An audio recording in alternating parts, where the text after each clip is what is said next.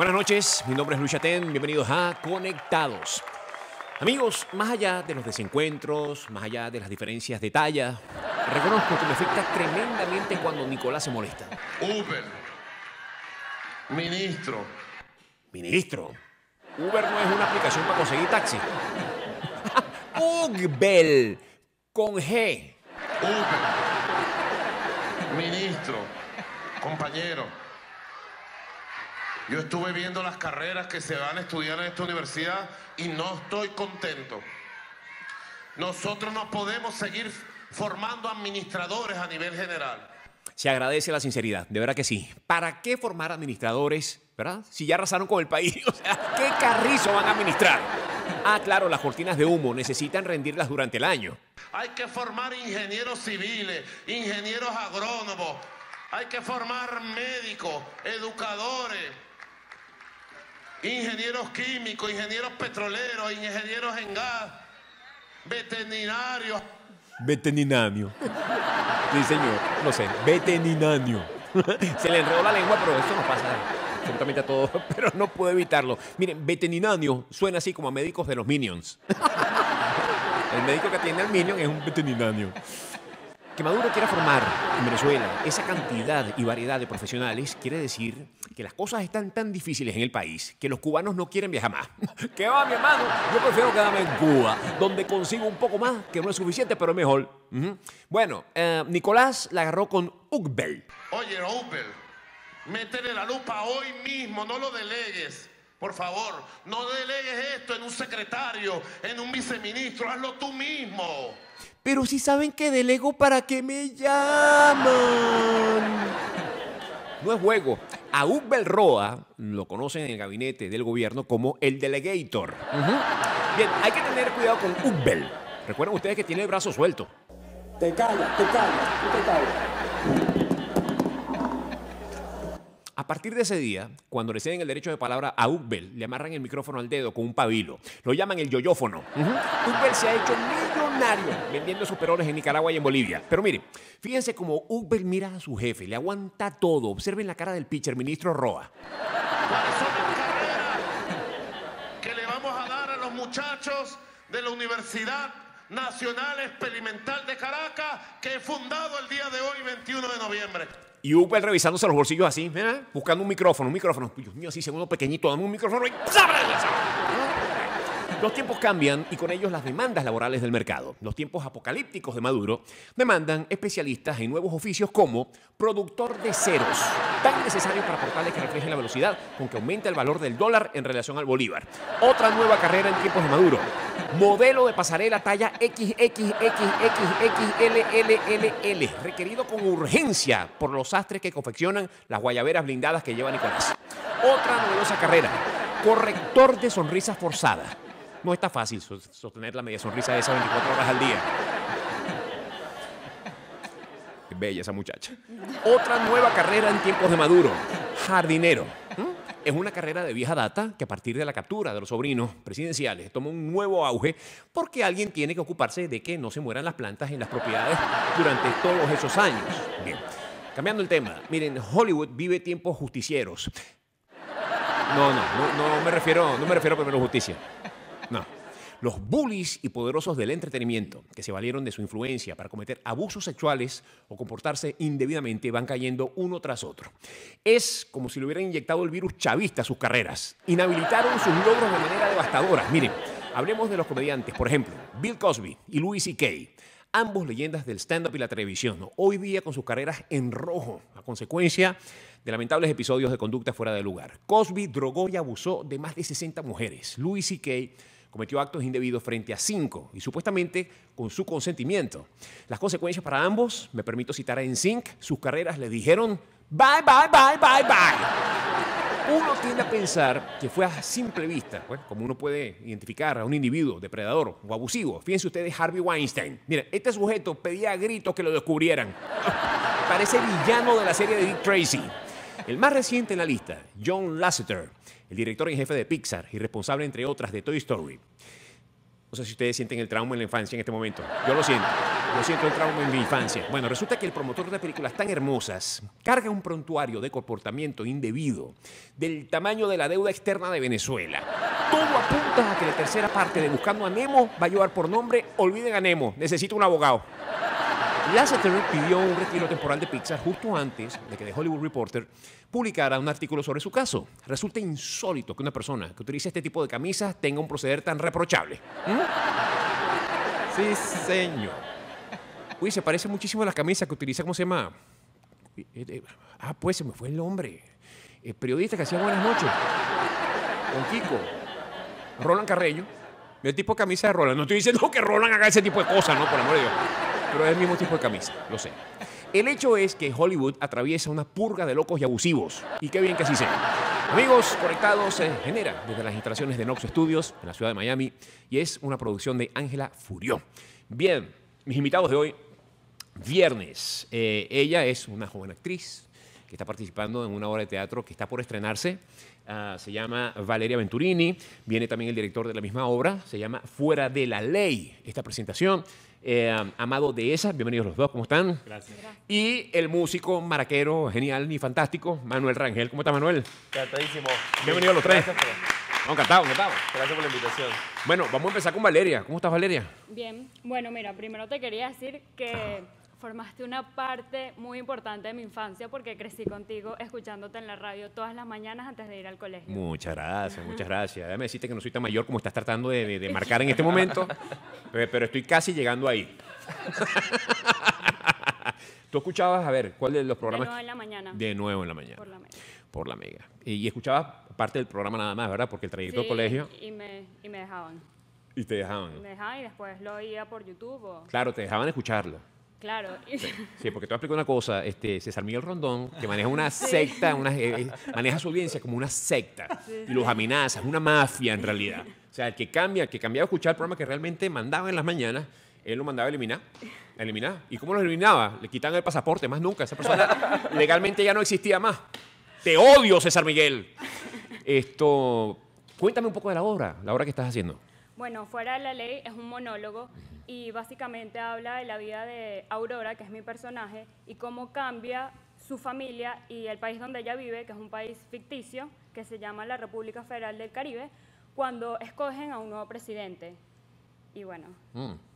Oye, esto está muy ajustado a los tiempos que estamos viviendo, ¿no? Sí, cualquier parecido con la realidad es pura coincidencia. ¿Cuándo llegaste tú a Miami? Hace 2 años y medio. O sea que los problemas recientes no los viviste en carne No. propia, lo que pasó allá en la calle, y No. los asesinatos terribles que sufrimos. Pero Amado, y qué extraño se siente llamarte de esa forma, Amado. Y me sentí extraño por segunda vez en menos de... ¿Te puedo decir querido? Mira, Amado, pues, ¿cómo estás? Bienvenido. Gracias, Luis, gracias. Al programa. Estoy muy bien, gracias. Háblanos un poco sobre la historia y cómo llevas a través de la dirección de la misma pues a la actriz. Tienes un compañero en la obra. Sí, ya está solamente en el segundo acto y es un apoyo porque también canta entre los actos. Ok, bueno, Fuera de la Ley es, como dice Valeria, es Aurora, que es todo este tema de los dictadores que llegan a través del voto por una minoría. En este caso, nuestro presidente Bonifacio Calavera llega con apenas el 56% y esa minoría aplasta a una mayoría. A través de la obra, Aurora nos va contando toda esa vivencia que tiene de tener un solo mandatario, no esa diversidad que te da la democracia. Este señor llega con ese y se va convirtiendo con sus políticas, por eso es que cualquier parecido con la realidad, pura coincidencia. Yo no sé de qué estás hablando tú. Su primera promesa es que en 2 años acaba con los niños de la calle. Ajá. Y se le va enredando todo. Entonces lo primero que vemos en este primer acto que interpreta Valeria es cómo las familias empiezan a separarse, esas familias que se aman, entonces ya por el tema de la política empieza a haber ese rompimiento. Ok, bueno, Fuera de la Ley se llama la obra. Gracias por venir, Manuel. A ti, Luis. Nosotros ya regresamos con más de Conectado.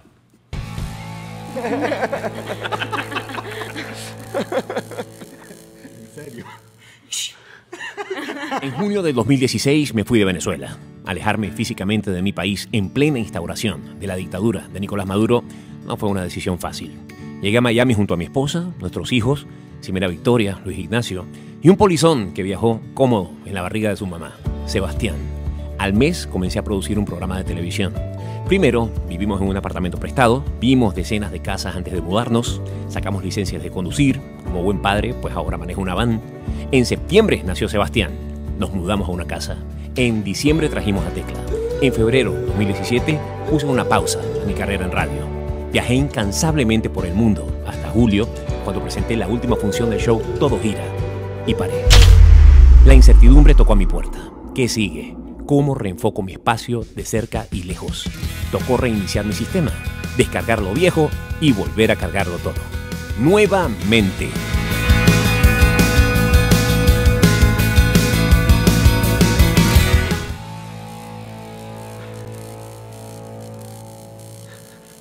Regresamos a Conectados, transmitiendo desde la ciudad de Miami para TV Venezuela, Vivo Play, para mi página, mi portal en youtube.com/nitantarde. Manuel, mira Manuel, en el corte comercial sucedió algo aquí muy interesante. muy interesante. Y es que Amado, Querido, el querido. muy querido Amado, te preguntó cómo se afinaba una maraca. Correcto. Y eso es una pregunta que tiene mucho sentido porque es un instrumento. Así es, Y correcto. supongo yo, todo instrumento puede desafinar. Así es.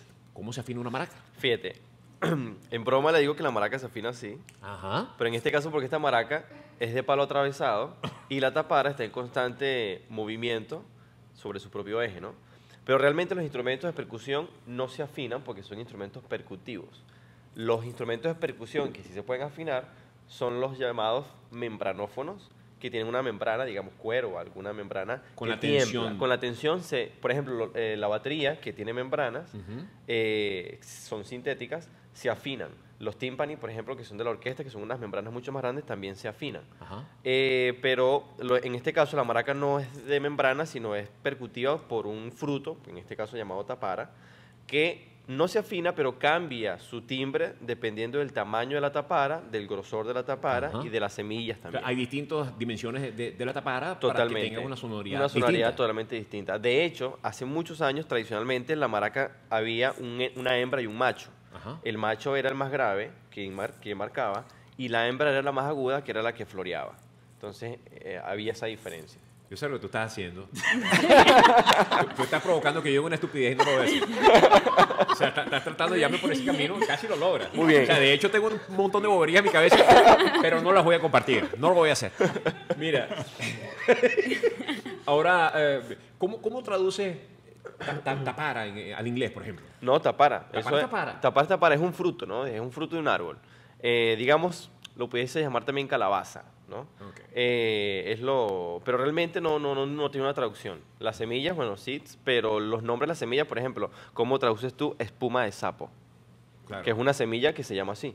O el capacho, bueno, también no se traduce, es capacho, ¿no? Digamos que son las dos semillas más populares. El capacho, que es un poco más grueso e irregular, y la espuma de sapo, que es mi semilla, digamos, favorita, que me gusta, es mucho más pequeña, es perfecta en circunferencia y el sonido es mucho más Ahora está elegante. sonando como Sumito Esteve. O sea, me dio ganas de meter un morico a la tapara. La maraca. No puedes venderla tan deliciosa. Es riquísimo. ¿Desde cuándo estás tocando maracas tú? Mira, yo toco maracas aproximadamente desde los 13, 14 años, más o menos. Yo empecé a estudiar, fue guitarra clásica, es mi instrumento principal. Yo estudié a partir de los 9 años, me gradué como guitarrista clásico, mi maestro Valmore Nieves, después de toda mi carrera. Pero maracas la agarré fue por hobby. Realmente mi padre tocaba maracas en la casa, era el maraquero de la familia, quien tocaba en las reuniones, había un ambiente musical muy bonito. Mis hermanas mayores también tocaban maracas muy bien. ¿Cómo le pides a una persona que deje de tocar las maracas cuando te tiene aturdido con la maraca? Imposible. Deja la maraquera. Deja la maraca. Por favor, ya deja la maraquera. Sí, así ¿Viste? está. Te dije Muy que no iba a bien. soltar ninguna bobería y ya la solté. ¿Hasta Ya. cuándo vas a marcar? Por favor, ya basta de maraqueras. A ver, Valeria, vamos a volver a la obra de teatro. ¿Qué te hace sentir interpretar a este personaje, además estando a la distancia de Venezuela, sabiendo perfectamente que hay una analogía evidente en la situación que estamos atravesando en el país. Bueno, yo me identifico mucho con este personaje por todas las cosas que vive, a pesar de que yo no estuve en Venezuela cuando surgieron todas estas cosas que mataron a todos estos jóvenes. De alguna manera u otra me conecto porque me afecta, estando acá me afecta, viendo cómo la gente pasa tanta penuria, me afecta a mí. Y esto es lo que siente mi personaje también, y por eso se me hace tan fácil conectarme con el personaje y con todo lo que vive. ¿Cómo se presenta la historia para el espectador que va a ver la obra de teatro? ¿Cómo comienza? Bueno, tenemos 3 canciones. Comenzamos con una canción que fue escrita para la obra, que es Fuera de la Ley, interpretada por Juan Andrés Montenegro, que está por allí. Él tiene miedo a las cámaras. Oye, pero está súper bien escondido porque no lo veo. Bueno, comenzamos con eso, hacemos un pequeño abrebocas con Alteridad Multimedia. Ahorita yo estuve en mayo cuando fueron estos 100 días y en algunos sitios logré grabar cosas bien puntuales y ahí vamos viendo hasta que aparece Aurora con sus 13 añitos. Ella comienza con 13 años, son 3 actos. En estos 13 años empieza a contar el tema de su familia, su papá que está a favor del sistema o régimen, y su mamá que nunca le creyó a Calavera, nunca le creyó, y ahí comienza esa separación entre esa realidad que vive Aurora en la obra y la realidad que hemos vivido, esa separación que creo que es una de las peores cosas, aparte de todos los problemas de penurias y de muertes que hay en Venezuela, es la separación de las familias. Uno tiene que irse porque no consigue el trabajo o no consigue medicamentos. Y ella nos va contando todo eso. Hay varios diálogos que evidentemente tienen que ver con nuestra querida Venezuela. ¿Quién escribió la obra? Elizabeth Guía Magallanes. Ajá, ella es la hija del maestro Guía, Armando Enrique Guía, el vicepresidente de Radio Caracas Televisión. Claro que sí, tan querido también. Y en su ADN lleva esa de escribir. Claro. Ahora, la obra fue escrita anterior al desenlace que tuvo esta situación en el país, y por desenlace me refiero a todo este parapeto constituyentista de ese país que ustedes, ¿cómo se llama el país donde transcurre la República Federal del Caribe? Donde me imagino que también hay un parapeto constituyentista. Sí, sí. Ajá. ¿Transcurre antes de eso? No, nosotros venimos desde el cuento de la Revolución Francesa y las 16 hermanas carmelitas que fueron guillotinadas. O sea que necesitamos como 5 años para ver la obra. No, todo se cuenta en 40 minutos. 45. O sea, lo que pasa es que la revolución, que marca todo este tema de la revolución, Danton y Robespierre, y todo ese quiebre que se copian las revoluciones supuestamente buenas, vienen de la francesa. Y lo primero que ellos hacen es prohibir. Y cuando tú prohíbes, ya, todo se corrompe. ¿Cuáles son esas cosas supuestamente buenas? Que tiene una revolución.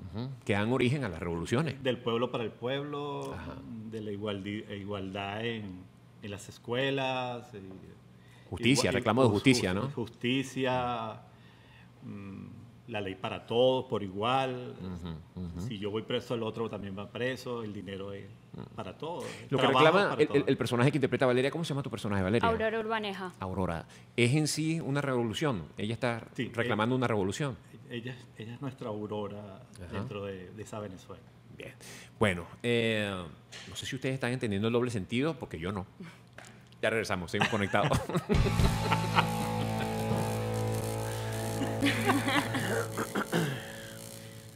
Eso es así.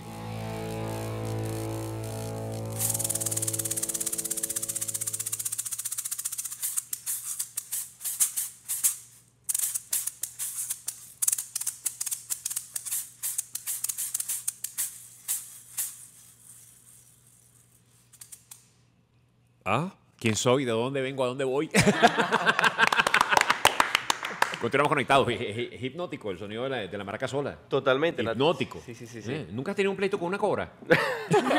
No. Mira, Manuel, cuéntanos un poco sobre esta maravilla que es tu libro, tu primer libro. Mi primer libro. Se llama 5 movimientos son la clave, método de maracas venezolanas. Esto es una pieza de investigación tremenda. Totalmente, sí, sí, sí. Bueno, este trabajo de investigación pues me ha tomado gran parte de mi vida, digamos, descubrir, ¿no? La maraca es un instrumento netamente popular, tradicional. Su manera de aprendizaje tradicionalmente es a través de visual y oral, ¿no? Digamos, es la forma... práctico. Sí, totalmente. Uno que conecta con la tradición y la cultura popular venezolana. Yo aprendí viendo a los más grandes cultores maraqueros venezolanos, Ernesto Laya, Coromoto Martínez, José Pérez, Mandarina, tantos maestros que han marcado una pauta muy importante en el crecimiento del instrumento, ¿no? Pero mi formación siempre ha sido académica.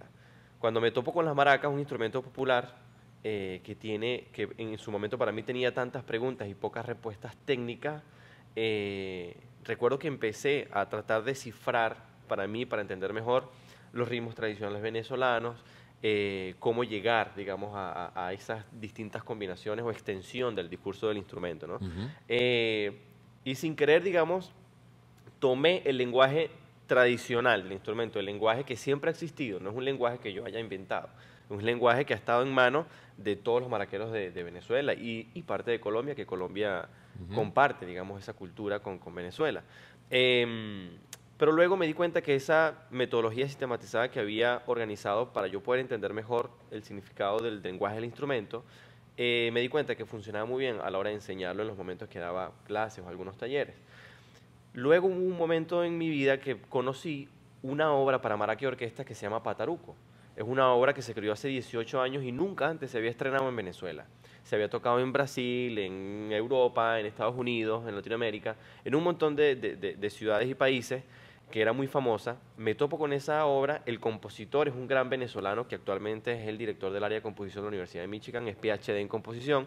De hecho, el maestro Loren es quien escribió el prólogo de mi libro. Y cuando me topo con su obra, donde la maraca él la engalana, digamos, como solista junto a una orquesta, me doy cuenta que la escritura genérica, universal de la percusión se escribe en un monograma, donde siempre se han escrito el lenguaje de percutivo. Por ejemplo, los instrumentos melódicos y armónicos se escriben en un pentagrama por las notas. En cambio, los instrumentos de percusión, como no tienen notas, se escriben en una línea recta. Pero cada instrumento de percusión tiene su nomenclatura específica de su técnica gramatical. Cuando me topo con eso, yo puedo leer perfectamente ese monograma, pero debo adaptar a la técnica tradicional del instrumento las distintas formas de interpretación de lo que está escrito. Entonces, claro, en ese momento yo dije, bueno, se puede lograr escribir específicamente lo que se quiere que el maraquero toque. Ahí empezó todo este trabajo de investigación de cómo cifrar musicalmente la maraca y llegué a la conclusión de que la maraca se puede escribir en un bigrama, que son dos líneas en paralelo donde cada línea representa una mano. La línea superior representa la mano derecha y la línea inferior representa la mano izquierda. Algo muy parecido como el piano, que el piano se escribía en dos claves, clave de sol y clave de fa, por el registro amplio del instrumento.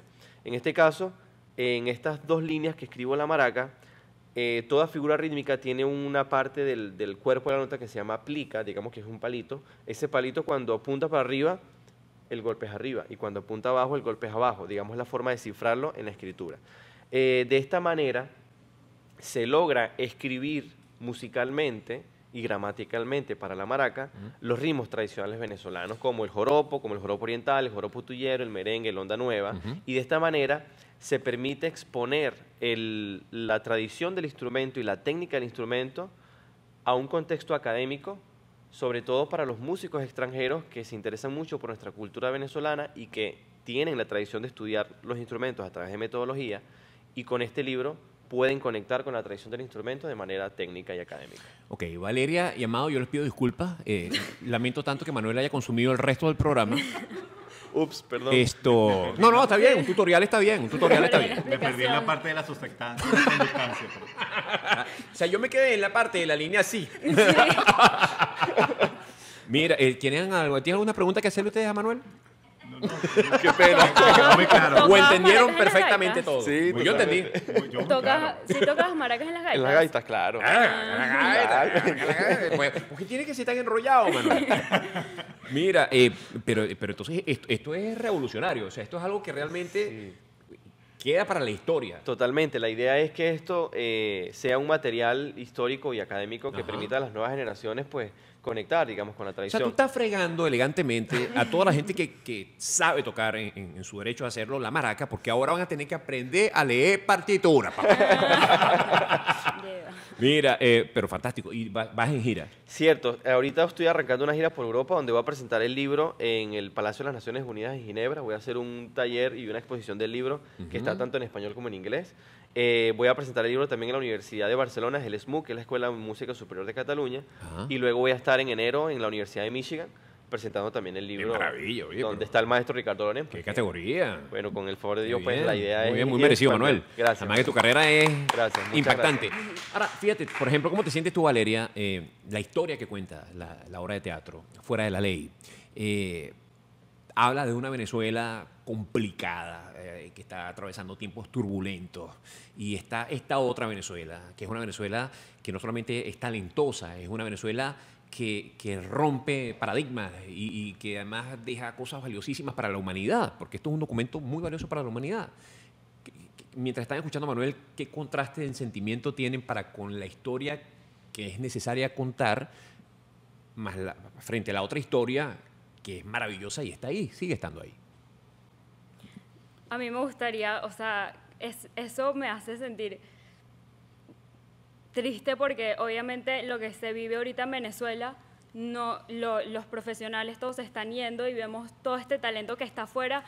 Quisiera que estuviera en Venezuela y me gustaría, esta obra es un homenaje para todos aquellos venezolanos que se sienten que no hay futuro en Venezuela. Esto es un homenaje de esperanza y ver este talento que está afuera me hace sentir demasiado bien porque sí hay talento en Venezuela y hay venezolanos preparados y estudiados, obviamente, como él, como Manuel. ¿Ves, Manuel, que sí se puede ser breve? Ya regresamos conectados. Oye, vale, por Dios.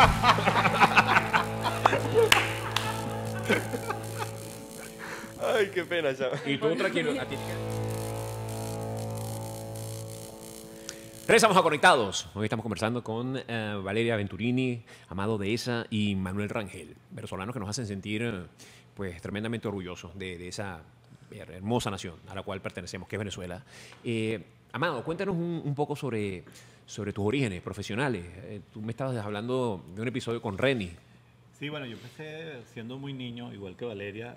Yo empecé en Radio Caracas Radio y de allí se cumplieron los 50 años y hay estos señores que son en ese momento scouting, ¿no? Entonces, Ajá. yo hacía muy bien esta parte del sonido y ellos me reclutan a Bolívar Field a que haga unas pasantías. Y mi primera pasantía entro y estaba el señor Otolina editando Mi Tierra, creo que se llamaba, una serie de documentales que él hacía que eran buenísimos. Y yo entro y me dice, mira, muchachón, en realidad no me dijo eso, Ajá.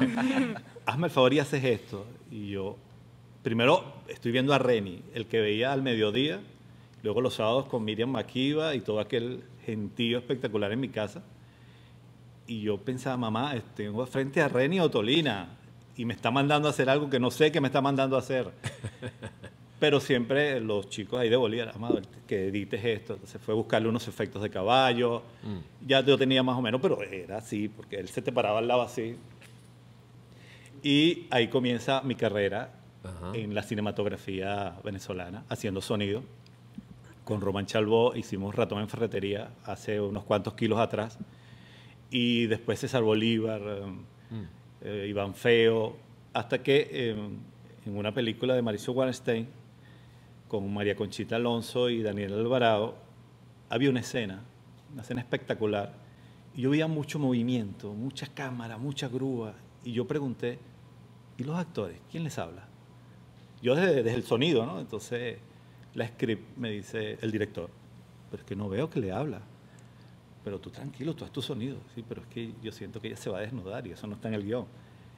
Mauricio pasa y yo le digo, Mauricio, con todo respeto, Mauricio era un maestro, Ajá. en paz descanse, y me dice, pues dígame, hermano, es que yo veo que no le están parando. Usted tranquilo, haga su sonido, que yo... Y tal cual, en la escena él dijo acción y María Conchita dijo, y ninguna como yo, y se quitó el vestido. Y yo considero que la escena quedaba mejor con vestido. Ajá. Pero quedó muy bien la escena. Oye, Desde qué ahí, bueno que Mauricio no te permitió estropear la escena. O sea, ya la vamos a buscar, ¿sí está listo? la película se llamaba Con el corazón en la mano. Ajá. Y de ahí, bueno, comienzo a estudiar dirección. Sigo con mi carrera de sonido hasta que llego hago mis películas, hago mis cortometrajes, documentales, de la manera pobre que se hacía en Venezuela, pero con mucho apoyo de Bolívar Film, de Cinesa. Y luego Venevisión, junto a César Bolívar, empezamos a hacer novelas. Ahora, esos tiempos a los cuales te estás refiriendo, fíjate, la pobreza con que se hacía, efectivamente, el cine en Venezuela vivió una etapa en la cual estaba como de bajo presupuesto, no se conseguía inversión, pero de pronto hubo como un florecimiento. Sí, sí. Claro, cuando yo digo de pobreza es por lo que llamamos cine guerrilla. El cine guerrilla Sí. somos nosotros 4, entonces yo pongo el encuadre y la actriz dice, ay, si yo le pongo una florcita, pónsela para ver cómo se... Y hay este cine guerrilla. Luego hubo ¿cómo fue que dijiste? Resurgir. Fíjate que ni yo fui capaz de citarme, ni yo fui capaz de citarme a mí mismo. Pero, Reflorecimiento. claro, ahorita es que lo echan a perder todo. Empezamos a hacer cine de calidad, cine que nosotros en Bolívar Film tuvimos hasta la suerte de mezclar una película que fue nominada al Oscar. Se llamaba Lo que le pasó a Santiago. Este humilde servidor le hizo la mezcla de sonido. Películas peruanas, los colombianos hacían cola. Pero entró lo que estábamos hablando anteriormente, Este germen, este cáncer. ese esmeril que fue cortando todo, entonces ese resurgimiento que venía se frenó, porque ya todo empezó a costar muy caro. O sea, ya la película costaba, normalmente el pie de película estaba en 20 centavos de dólar. La última vez que se filmó en película estaba en 15 dólares. Entonces pasamos al video, corrección de color, entonces ya hacer una película era un tema nada más hablarlo. Antes era buscarse un poco de pana y vamos allá. Ahora, volviendo a la obra de teatro, Fuera de la Ley, ¿qué reacción esperas del público que la vaya a ver? Mira, yo creo que tenemos un show bien simpático, porque no solo estamos centrados en que estamos viendo la realidad venezolana y eso. Pasamos por una gran enseñanza de lo que son esas dictaduras sangrientas y malandras, y perdóname la expresión malandra, y la gente va a refrescar, o sea, estamos educando. Luego la participación de Valeria es muy emotiva, hay algo de comedia, luego hay algo emotivo, tenemos una multimedia. Yo logré conseguir con mis amigos chilenos un material inédito con estos niños que desaparecieron. Y algunos hay una anécdota de un fotógrafo, ellos los tenían concentrados, tal cual campo de concentración en Chile, y había un fotógrafo tomando sus fotos hasta que los militares lo vieron. Él corrió y se tragó el rollo. Tiempo aparecieron las fotos. Y aquí los vamos a ver, esas fotos donde ellos están, cómo torturan, y luego los sientan ahí como si no pasara nada, y luego desaparecen. Entonces va a haber un gran color. Yo te pregunto esto porque siento, a ver, en medio de todo lo que nos ha pasado, a todos, a quienes siguen en Venezuela, que no estamos físicamente allá, que en medio de esta desgracia, en la cual ha perdido la vida tanta gente, en la cual ha perdido el núcleo familiar tanta gente, años y décadas de trabajo se han venido al piso. Al menos la enseñanza debe quedar para que sepamos reconstruir el país y no volvamos a pisar la misma trampa. El que vaya a ver esta obra donde se trata el tema puede salir con un resumen de este tipo. Sí, primero, citando a una amiga judía que hicimos una película, esto hay que decirlo muchas veces para que no se olvide, como el Holocausto. Entonces nosotros de alguna manera vivimos una especie de encierro y holocausto también. Entonces aquí vamos a salir primero con una esperanza, porque al final se ve un resurgimiento, porque sabemos que Venezuela va a volver a ser lo que era nuestra Venezuela, sí, señor, divina, de trabajo.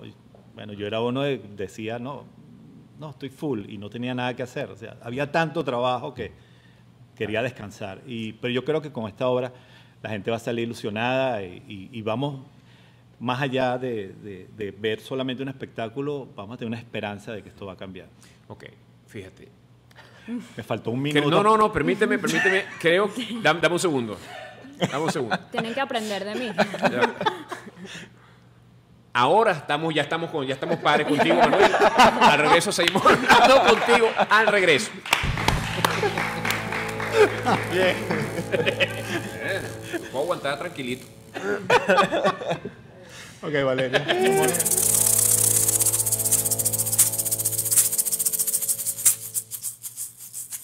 Oye, esta es la imagen más erótica que he hecho, en la que ha aparecido yo en la televisión, nunca jamás.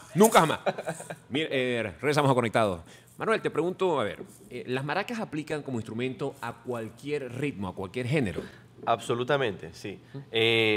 Obviamente, principalmente a los ritmos tradicionales venezolanos, pero fíjate que en la década de los 90, por ejemplo, cuando el maestro Aldemaro Romero expuso, digamos, esta nueva tendencia a la música con el onda nueva, Ajá. que es una mezcla, digamos, de la armonía brasilera, improvisaciones del jazz, digamos, era presentar la música venezolana en vez de un trío de arpa, cuatro y maraca, piano, batería y bajo, ¿no?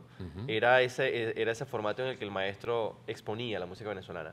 Allí la maraca también adopta, digamos, este ritmo de la onda nueva como un ritmo nuevo de nuestra tradición. ¿Cómo suena la onda nueva en La las onda nueva en la maracas? maraca suena Ajá. muy parecido a lo que hacía el Pavo Frank en la batería.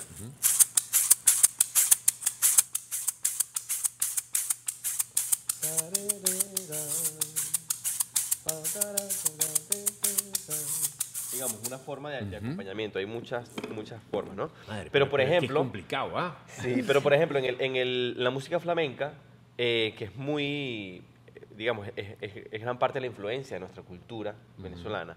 El cajón, que es peruano, pero que luego se adaptó a la música flamenca, digamos, los tiempos en los que se toca la música flamenca, las cuentas son a 12. 1, 2, 1, 2, 3, 4, 5, 6, 7, 8, 9, 10, 1, 2, 1, 2, 3. Y la maraca puede tocar, digamos, esas acentuaciones flamencos, por ejemplo, 1, 2, 1, 2, 3, 4, 5, 6, 7, 8, 9, 10, 1, 2, 1, 2, 3, 4, 5, 6, 7, 8, 9, 10. Por ejemplo, ahí la maraca la puedes adaptar al flamenco, digamos, sustituyendo lo que son las castañuelas, de una forma, ¿no? En fin, la maraca realmente se adapta a cualquier cultura.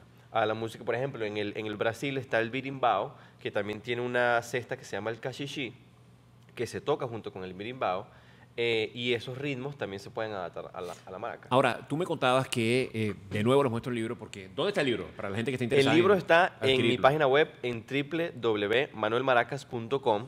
Allí pueden acceder a toda la información del libro, tanto en físico como en digital, porque el libro tiene cursos online como Open English, pero Open Maraca. Pero eso está muy bien. Donde cualquier persona puede aprender. Totalmente, Ajá. sí. Cualquier persona que sepa música o que no sepa música va a tener toda la información con los cursos que quiera, digamos, adquirir, porque el curso online tiene todo el contenido textual y académico del libro y se le suman 130 videos que acompañan los 4 capítulos del libro. Entonces, en mi página web, www.manuelmaracas.com, está, digamos, toda la información del libro. Ahora, ¿qué condiciones básicas debe tener la persona que se interese por tocar las maracas? Porque, a ver, el 4 se parece a la guitarra y Claro. al bajo. Claro. ¿A qué instrumento es afín la maraca? No, en su realmente- forma de interpretarse. Realmente no necesita un conocimiento básico Ujú. para aprender el instrumento. Yo cuando lo aprendí, por más que tenía cierto conocimiento básico, era un mundo totalmente nuevo, realmente, ¿no? La información, gran parte la tenemos en nuestra tradición o en nuestro ADN cultural. El primer juguete que tenemos cuando niños son unas maracas. Cuando tú agarras unas maracas, ahorita que tú tocaste un poco, digamos, tienes una intuición. Esa intuición está plasmada, digamos, en la metodología para depurar y pulir esa intuición que todos tenemos con la música. ¿Tú crees que la maraca tenga en su futuro alguna evolución como instrumento? Absolutamente, y ya la ha tenido. Ajá. Repito, en el caso del maestro Ernesto Laya, Ernesto abrió un portal en Venezuela con la maraca venezolana, porque Ernesto sacó la maraca de los llanos venezolanos y la incorporó a la música instrumental contemporánea, con el ensamble Gurrufío y con otros proyectos que surgieron en la época. Ernesto Laya realmente, para mí, logró enamorar a toda una generación, no solamente de la maraca, sino de la música venezolana. Y ahora esa generación, que me incluyo, apostamos por este instrumento, investigamos por este instrumento y queremos aportar en la evolución y el crecimiento. Claro, pero yo me refería a lo que es el instrumento como sí, o sea, físicamente hablando. No vaya a ser, que, física- no vaya a ser que la gente de Apple se te adelante bueno, digamos. y te registre el ay maraca y tú digas, no vale, por el Claro. amor de Dios, ¿hasta cuándo? No, sí, totalmente va a ocurrir y ha ocurrido en la fabricación. Yo tengo un proyecto en el que es bastante experimental, que lo llamo Maraca Fusión, donde yo proceso el sonido de las maracas por elementos electrónicos. Y ya la maraca tiene la posibilidad de tener notas y acordes y otros sonidos. Ajá. Entonces, claro, ahí hay una evolución, Eso. digamos, técnica y de una propuesta donde se expande el discurso de un instrumento rítmico. Te lo juro que no es contigo. Te lo juro que no es contigo. Lo que pasa es que yo tengo una productora que un día de estos, ay, Ángela, un día de estos. O sea, no sé si ustedes escuchan que los aviones pasan muy cerca del estudio, ¿verdad? sí. Efectivamente pasan muy cerca del estudio, no porque estemos cerca del aeropuerto, sino porque Ángela hace tanta seña que los tipos creen que tienen que aterrizar aquí. Entonces, Dios, miren, pues muchas gracias por venir, de verdad, encantados de saber de esta obra de teatro. ¿Dónde se presentan? ¿Cuándo? ¿Los tickets? Nos presentamos en el Manuel Artime Theater, que queda en Little Havana. Es la única función que vamos a tener este año. Los tickets cuestan $25 y son a beneficio de Fundana, que para los que no saben es una organización que trabaja con niños en situaciones de riesgo en Venezuela, y los pueden comprar por Venmo o por el número que está... Que aparece en Que aparece en... Acá abajo. Acá abajo. Bueno, pues muchísimas gracias por venir, un abrazo, y a ti, Manuel, pues Gracias, éxitos Luis. en la gira. Muchísimas gracias. Y qué bárbaro el trabajo que sigues haciendo. Muchas gracias, Luis, por la ¿no? invitación. Te esperamos de vuelta. Te esperamos de vuelta y con mucho más tiempo. Ya será hasta el lunes.